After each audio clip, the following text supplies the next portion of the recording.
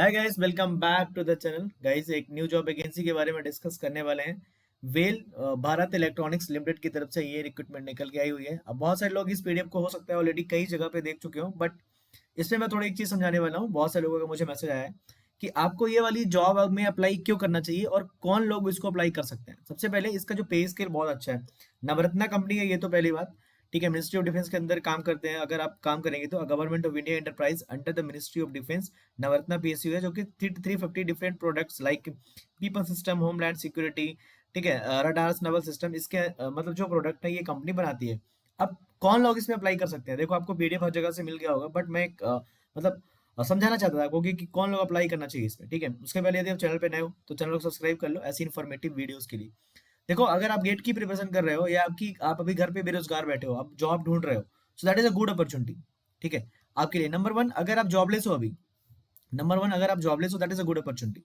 सो अगर आप जॉबलेस हैं तो आप इसको अप्लाई जरूर करें यार, क्योंकि देखो ये जॉब मुझे पता है कि टेम्परेरी है, ठीक है, बट अगर आप जॉबलेस है उससे अच्छा है कि आप कुछ ऐड ऑन करो, एक्सपीरियंस ऐड ऑन करो अपने आप।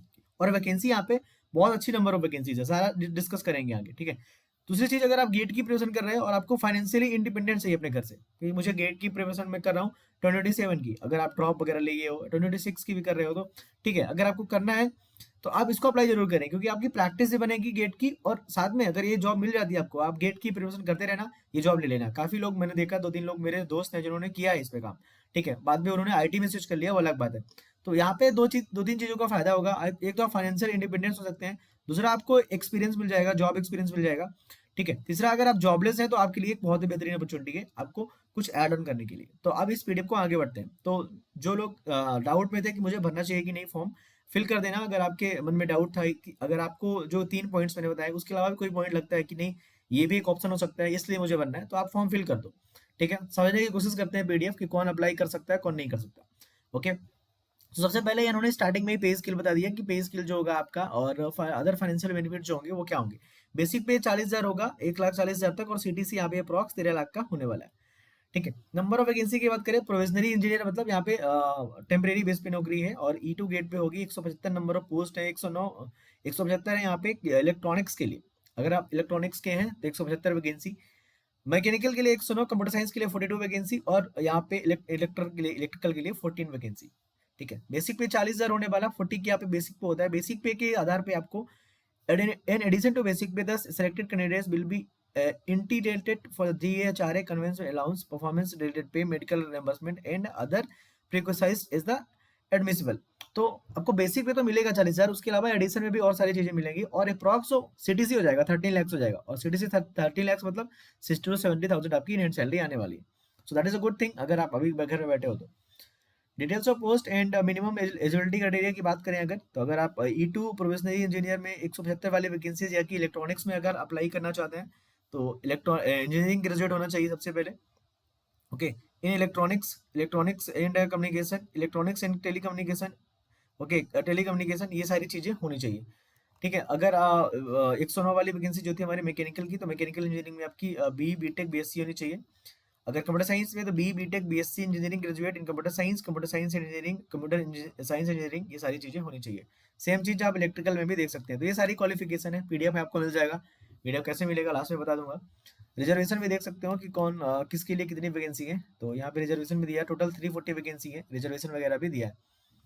ठीक है, एलिजिबल क्वालिफिकेशन यहाँ पे दिया हुआ है, तो आप सारी ये पीडीएफ आप पढ़ लेना ए टू जेड जो भी है। ठीक है, एज यहाँ पे 25 साल मैक्सिमम होनी चाहिए। रिजर्वेशन वही 5 साल 3 साल, मैंने एज क्राइटेरिया वाला वीडियो बनाया है, वो आप जाके एक बार देख लो कि एज क्राइटेरिया क्या होता है। ओके ना, और ये सर्टिफिकेट वगैरह के बारे में यहाँ पे सब कुछ यहाँ पे मेंशन है। ये सारी चीज आपको पढ़नी है अगर आप अप्लाई कर रहे हैं तो। मैं पूरा पीडीएफ यहाँ पे डिटेल में डिस्कस नहीं कर रहा हूँ। ओके, पीडब्ल्यूडी कैटेगरी के लिए भी यहाँ पे कुछ चीजें यहाँ पे मेंशन की गई है, तो ये that you have to also see, right. Number of post यहाँ पे देखो 340 वैकेंसीज है, यहाँ पे सारी ब्रांच वाइज भी वैकेंसीज दी हुई हैं। ओके, रिलैक्सेशन एक सर्विसमैन के लिए भी यहाँ पे है। प्लेस ऑफ पोस्टिंग अगर बात करें, सबसे इंपॉर्टेंट चीज होती है बच्चों के लिए कि हमें पोस्टिंग कहाँ मिलेगी, तो बैंगलोर कर्नाटका, गाजियाबाद, पुणे, हैदराबाद, चेन्नई, मच्छीपट्टनम आंध्र प्रदेश, और पंचकुला हरियाणा, कोटद्वारा उत्तराखंड, कोटद्वारा कोटद्वारा ओके, नवी मुंबई महाराष्ट्र, इन सारी जगह पे आपकी पोस्टिंग होगी। One of my friend was in the Ghaziabad. Okay, now he is in the Accenture company. Okay, तो लास्ट डेट अप्लाई जो है 14 नवंबर है, आप अप्लाई कर लेना अभी से, अभी देरी मत करना। एप्लीकेशन फीस 1180 रुपये जीएसटी के साथ मिला के सभी के लिए। और general EWS OBC category for required to pay application this, और एसटी सी के लिए कुछ भी नहीं है I think. Okay, not defendant वाला यहाँ पे मेथड भी है। यहाँ पे मेथड ऑफ सिलेक्शन जो होगा आपका कंप्यूटर बेस्ड टेस्ट होगा, सबसे पहले सीबीटी होगा प्लस आपका क्या होगा, इंटरव्यू होगा। ठीक है, सीबीटी प्लस इंटरव्यू, तो 35% आपको लाने पड़ेंगे सीबीटी में। अगर आप जनरल ओबीसी ईडब्ल्यू हो 30% लाने पड़ेंगे, एस टी सी या पीडब्ल्यूडी हो। ठीक है, इंटरव्यू के लिए 1:5 में बुलाएंगे, मतलब अगर सपोज 50 अगर सीट्स हैं तो 250 पीपल को वो बुलाएंगे फॉर इंटरव्यू, 5 में से एक बंदे का ही होगा। ओके, और यहाँ पे the weightage of computer based test is 85 marks, interview का 15 मार्क्स होगा, तो 85 आपका मतलब सीबीटी ही मेन है, समझ लो ऐसा। ठीक है, तो यहाँ पे आपको समझना भी है कि ये सारी चीजें यहाँ पे मेंशन है कि आपको क्वालिफाई होने पर क्या मिलेगा। कंप्यूटर बेस्ड टेस्ट जो होगा वो क्या होगा, देखो 120 मिनट का होगा, मतलब 2 घंटे का 125 क्वेश्चन आएंगे।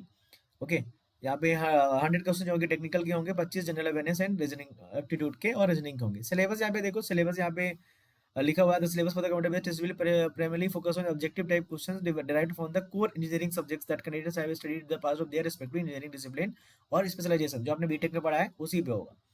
हाउ टू अप्लाई वाले बटन पे चलने से पहले और देख लेते हैं, फिर हम चलेंगे अपने स्क्रीन पे और देखेंगे कैसे अप्लाई करना है। ओके, सो लिस्टिंग प्रोसीजर यहाँ पे सब कुछ मेंशन है। जनरल कंडीशन यहाँ पे मेंशन है कि अगर आप सर्विस एग्रीमेंट वगैरह दिया है कि अगर आप 2 साल से पहले छोड़ते हो 2 लाख देना पड़ेगा। 6 महीने का आपका जॉब ट्रेनिंग होगा। ठीक है, तो ये सारी चीजें हैं, पीडीएफ आप देख लो। हाउ टू अप्लाई वाले बटन पे चलते हैं और देखते हैं कैसे होगा। राइट, तो देखो अब मैं यहाँ पे बता रहा हूँ, ये जॉब ऑफिशियल नोटिफिकेशन है, वेल की जॉब नोटिफिकेशन वाला पेज है, और यहाँ पे लिखा हुआ recruitment for the probationary engineer branches का नाम E2 लेवल पे। इस पीडीएफ पे क्लिक करोगे तो ये पीडीएफ जो यहाँ पे खुला हुआ था, यही पीडीएफ सेम खुल जाएगा जो मैंने आपको समझाया है। ठीक है, तो ये वीडियो इन्फॉर्मेटिव हो आपके लिए, तो आप जाते जाते चैनल को लाइक कर देना और सब्सक्राइब कर लेना, अपने दोस्तों के साथ शेयर कर देना। और अगर आप व्हील में जाना चाहते हो, that is a good opportunity. Thanks for watching.